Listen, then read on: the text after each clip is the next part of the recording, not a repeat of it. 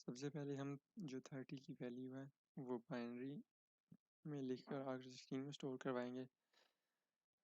उसके बाद वही वैल्यू जो R16 में 30 स्टोर है वो हम पोर्ट बी में भेज देंगे। उसके बाद हम 25 को रजिस्टर नंबर 17 में स्टोर करवाएंगे। उसके बाद 25 और 30 को ऐड करेंगे और उसको R16 में भेजेंगे। उसके बाद हम 55 जो हमारा ऐड होकर नंबर हमें मिलेगा वो पोर्ट बी में भेजेंगे और हमें पोर्ट बी में शो हो जाएगा। इस विंडो में हम देख सकते हैं कि अभी पोर्ट बी में कुछ भी स्टोर नहीं है।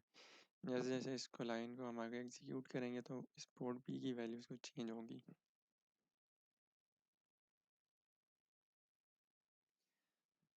इस लाइन से हमने आगे मूव किया सेकंड लाइन से, तो जो हमारे पास हम देख सकते हैं पोर्ट बी के अंदर 30 जो है वैल्यू वो बाइनरी में सेव हो गई है। इसके बाद जब हम आगे मूव करेंगे तो R17 और R16 दोनों में 25 और 30 ऐड होगा और वो R16 से पोर्ट बी में आ जाएगा।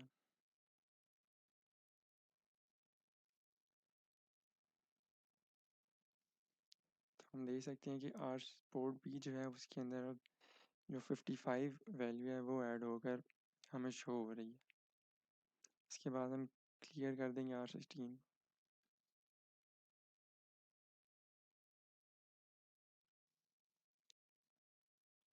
अगर हमने देखना हो कि R16 क्लियर हुआ है तो वो भी हम देख सकते हैं। उसके लिए हम डीबग में जाएंगे और विंडोज़ में जाकर रजिस्टर को सिलेक्ट करेंगे। तो यहाँ पर हम देख सकते हैं कि दोबारा से R16 की जो वैल्यू है वो 0 है। इसका मतलब हमारा R16 क्लियर हो चुका है।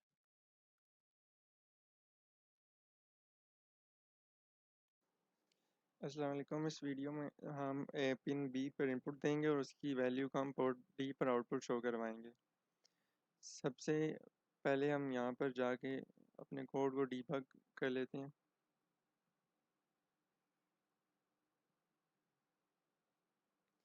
उसके बाद अगर हमने एटमल पर सिमुलेशन देखनी हो अपने इंटरनल आर्किटेक्चर के रजिस्टर्स की, तो हम यहाँ पर जाके इनपुट आउटपुट पोर्ट्स के रजिस्टर को देख सकते हैं।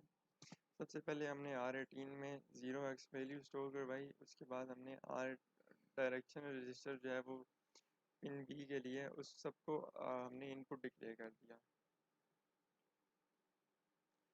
उसके बाद हमने पिन बी में जो भी वैल्यू है उसको R18 में भेज दिया। उसके बाद हमने ये किया कि डायरेक्शन रजिस्टर जो है पोर्ट डी के लिए उस सबको हमने आउटपुट कर दिया। तो हम यहाँ पर देख सकते हैं कि पोर्ट डी के जो सारे बिट्स हैं डायरेक्शन रजिस्टर की वो सारी 1 हो गई हैं। इसका मतलब अब हम पोर्ट डी को एज एन आउटपुट यूज़ करेंगे। इसके बाद हमने R18 को क्लियर कर दिया। अगर हमने इसकी सिमुलेशन प्रोटियस पर देखनी हो तो वो हम यहाँ पर जाएंगे प्रोटियस में, इस आर्डिनो पर डबल क्लिक करेंगे और यहाँ से हम फाइल अपलोड करेंगे। फाइल अपलोड करने के बाद हमें पता है कि हमने पिन बी को एज एन इनपुट यूज़ किया। तो पिन बी की जो ज़ीरो बीटा है वो 53 उसकी डिजिटल पिन है। तो 53 पर मैंने हाई दे दिया और मतलब अगर पिन बी की 0 बिट पर हाई दिया है तो वो हमारा आउटपुट में पोर्ट डी की 0 बिट पर रिफ्लेक्ट होनी चाहिए वो वैल्यू। तो जो पोर्ट डी की हमारी 0 बीटा वो 21 डिजिटल पिन है, तो उसके साथ एलईडी कनेक्ट कर दी। तो इसकी सिमुलेशन अगर हमने देखनी हो तो जैसे ही मैं बटन को ऑन करूँगा और हमारा पिन बी पर हाई जाएगा तो पोर्ट डी पर भी हमारा हाई जाना चाहिए। तो जैसे ही मैंने स्विच ऑन किया तो हमारी एलईडी ग्लो करना शुरू हो गई। अस्सलाम वालेकुम। इस वीडियो में हम देखेंगे कि हम असम्बली लैंग्वेज का कोड लिखकर कैसे उसको प्रोटियस सिमुलेशन पे इम्प्लीमेंट करेंगे और उससे फिर हम चार्जिंग एलईडीज़ का जो है वो सीक्वेंस को शो करवाएंगे। कोड के स्टार्ट में 0xFF हमने R16 रजिस्टर में स्टोर करवाया। उसके बाद 0x00 R21 के रजिस्टर में स्टोर करवाया। उसके बाद DDRB मतलब जो पोर्ट भी हम उसको एज एन आउटपुट यूज़ करना चाहते हैं। और उसके बाद हमने एक लूप लगाई है। लूप की पहली कमांड ये कह रही है SBI पोर्ट P 0 मतलब पोर्ट बी की जो ज़ीरो बीटा है उसको सेट कर दें और उस पर हाई चला जाए, और उसके बाद हमने डिले कॉल किया, उसके बाद थोड़ा सा डिले आएगा और उस डिले के बाद फिर पोर्ट बी की पहली बिट हाई हो जाएगी, उसके बाद दोबारा डिले आएगा और उसके बाद पोर्ट डी की जो दूसरी बिट है वो हाई हो जाएगी, उसके बाद दोबारा हमारे पास एक डिले आएगा और हमारी पोर्ट बी की थर्ड बिट जो है वो हाई हो जाएगी। और ये 4 बिट्स के साथ हम 4 एलईडीज़ को कनेक्ट करेंगे। ये 4 जब हाई होंगी उसके बाद हम पोर्ट बी में R21 रजिस्टर की वैल्यू को भेज देंगे। R21 मतलब R21 में जो है वो 0 स्टोर हुआ है, मतलब जो सारी पोर्ट्स पे 0 चला जाएगा। उसके बाद दोबारा ये आर जंप लूप मतलब लूप दोबारा चलेगी एक डिले के बाद। तो ये नीचे डिले का कोड है सारा। तो अगर इसको हम उस पे यहीं पे उसकी पोर्ट्स की इनपुट आउटपुट से सिमुलेट कराना चाहें तो वो हमें सिर्फ उसके लिए लूप बहुत लंबी लगेगी और उसके लिए सिमुलेट कराना मुश्किल है। तो हम प्रोटियस पे इस कोड को जाएंगे और प्रोटियस पर अपलोड करेंगे। अब वो जो पोर्ट बी की पहली 4 बिट्स हैं उनके साथ मैंने 4 एलईडीज़ को कनेक्ट किया हुआ है। आर्डिनो में डबल क्लिक करेंगे और यहाँ से हम फाइल को अपलोड करेंगे। फाइल को अपलोड करने के बाद जब हम कोड को रन करेंगे तो इस तरह से हमारे एलईडीज़ का 4 एलईडीज़ का चार्जिंग सीक्वेंस हमें चलता हुआ नज़र आएगा। अस्सलाम वालेकुम। इस ये लैब 2 के टास्क 4 की वीडियो है और इसमें हम दो पिन्स पे डिफरेंट या एक इक्वल वैल्यू हम उसमें डालेंगे पिन्स में, और अगर वो वैल्यू इक्वल होगी तो हमें पोर्ट डी पर हमें क्या होगा कि पोर्ट डी पर हमें ये वाला नंबर शो होगा जो कि हम एज एन आउटपुट यूज़ करेंगे, और अगर वो इक्वल नहीं होगी तो फिर हमें पोर्ट डी पर ये वाला नंबर शो होना चाहिए जो कि उसका 2 इज़ कॉम्प्लीमेंट है। तो इसकी सिमुलेशन अगर हमने किसी सॉफ्टवेयर पर देखनी हो इनपुट आउटपुट के बिट्स के हिसाब से, तो हम डीबग में जाएंगे और यहाँ पे इनपुट आउटपुट पर क्लिक करेंगे। तो सबसे पहले DDRV मतलब जो पोर्ट भी है उसको हम एज एन इनपुट यूज़ करेंगे, इसलिए DDRV डायरेक्शन रजिस्टर यहाँ पर की वैल्यू चेंज नहीं होगी बल्कि 0 ही है। उसके बाद हम पोर्ट सी को भी एज एन इनपुट यूज़ करेंगे और जो हमारी पोर्ट डी है उसको हम एज एन आउटपुट यूज़ करेंगे। इसके डायरेक्शन रजिस्टर की सारी बिट्स यहाँ पर 1 हो जाएंगी।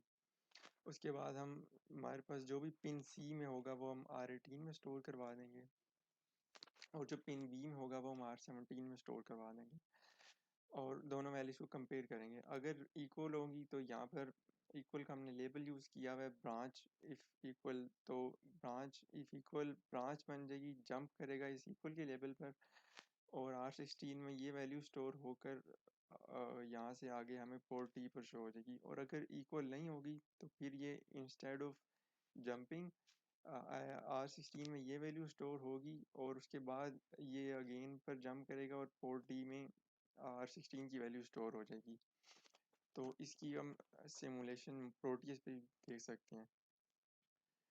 प्रोटियस पर देखने के लिए हमें इस कोड को हेक्स फाइल को अपलोड करना पड़ेगा।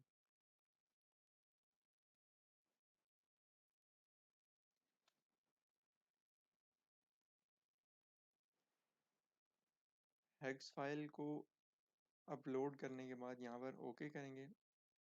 ये जो 4 लॉजिक प्रोब्स नज़र आ रही हैं यहाँ पर, ये पोर्ट डी जो हम एज एन आउटपुट यूज़ कर रहे हैं उसकी पहली 4 बिट्स हैं, उसके साथ ये कनेक्टेड है। और इस टाइम पिन बी और पिन सी दोनों पर कोई भी इनपुट नहीं दी हुई, मतलब इसका ये है कि दोनों इक्वल हैं। तो हम कोड रन करके देख लेते हैं। तो कोड पे जो वैल्यू आनी चाहिए हमारी पास इक्वल के केस में, वो पहली 4 बिट्स जो हमारी हैं वो ये होनी चाहिए, 0011 होनी चाहिए। तो हम कोड रन करके देख लेते हैं। कोड रन किया तो हमारे पास 1100 आ रहा है। अगर हम यहाँ पर पिन बी के साथ मैंने एक स्विच लगाया हुआ है और उसको 5 वोल्ट के साथ कनेक्ट किया हुआ है पावर के साथ, तो अगर इसको स्विच को ऑन करेंगे तो पिन बी पर हमारा वाली जो बिट है उसके ऊपर हाई चला जाएगा। फिर हमारी पिन बी और पिन सी पर जो दो नंबर्स होंगे वो इक्वल नहीं रहेंगे, और ये जो हमारे पास 1110 आ रहा है इसका कॉम्प्लीमेंट टूस कॉम्प्लीमेंट हो जाना चाहिए, और ये तो वैल्यूज इन्वर्स हो जानी चाहिए। तो जब मैं स्विच को ऑन करूंगा तो ये 0011 हमारा आउटपुट पे शो होना चाहिए, जो कि आउटपुट पोर्ट डी की पहली 4 बिट्स हैं। तो यहाँ पर 0011 हमारे पास शो हो रहा है।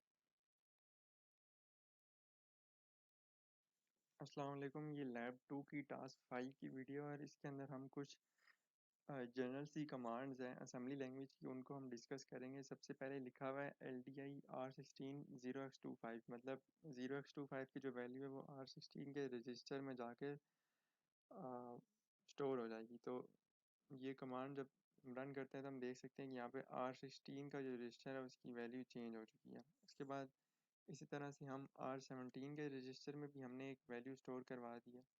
उसके बाद हमने सब की कमांड यूज़ की है जो हम सब्ट्रैक्शन के लिए यूज़ करते हैं, मतलब कि R17 माइनस R16 के इस तरह कॉन्टेंट्स इनके सब्ट्रैक्ट हो जाएंगे, और जो हमारा आंसर होगा वो R17 में जाके स्टोर हो जाएगा। तो यहाँ पर R17 में जो सब्ट्रैक्शन का रिजल्ट था वो जाकर स्टोर हो गया। उसके बाद STS में स्टोर टू डाटा स्पेस, मतलब R16 में जो भी वैल्यू है वो रैम की डाटा स्पेस या SRAM की जो डाटा स्पेस जिस मेमोरी लोकेशन की तरफ ये पॉइंट करेगा, तो इस मेमोरी लोकेशन में R16 का कंटेंट जाके हमारे पास स्टोर हो जाएगा। उसके बाद हमने MOV की कमांड यूज़ की है। MOV में जो R16 में जो भी कंटेंट होगा हमारे पास वो R17 में मूव कर जाएगा। फॉर एग्जांपल यहाँ पर R16 में हमारे पास 0x25 है, 25 इन एक्स वैल्यू है, तो ये R17 में हमारे पास मूव हो जाना चाहिए। तो ये R17 के रजिस्टर में मूव हो गया। उसके बाद इंक्रीमेंट की कमांड है हमारा R17 में, सॉरी डिक्रीमेंट की कमांड हमने चलाई तो वो 5 से 24 हो गई है, और जब हम इंक्रीमेंट की चलाएंगे तो 24 से वापस 25 इंक्रीमेंट हो गया 1 का। उसके बाद आउट पोर्ट पी और R17, मतलब R17 के अंदर जो भी कॉन्टेंट है हमारा वो पोर्ट बी में हम भेजना चाहते हैं।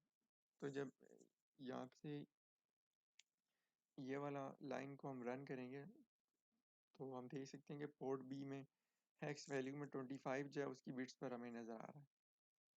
उसके बाद कॉम्प्लीमेंट R17, जो भी R17 में वैल्यू होगी उसका कॉम्प्लीमेंट हो जाएगा, 2 कॉम्प्लीमेंट हो जाएगा, उसकी सारी जो बिट्स हैं वो इन्वर्स हो जाएंगी। तो यहाँ पर R17 की वैल्यू चेंज होगी। ये जो रेड होता है इसका मतलब ये होता है कि रिसेंटली कमांड से जो भी वैल्यू चेंज होती है वो हमें रेड कलर में शो होती है। उसके बाद हमने JMP मतलब जंप की कमांड यूज़ की हुई है, मतलब उसके सामने एक लेवल यूज़ किया हुआ है स्टार्ट का, मतलब जहाँ पर भी कोड में स्टार्ट लिखा होगा उस लाइन के ऊपर ये जंप कर जाएगा।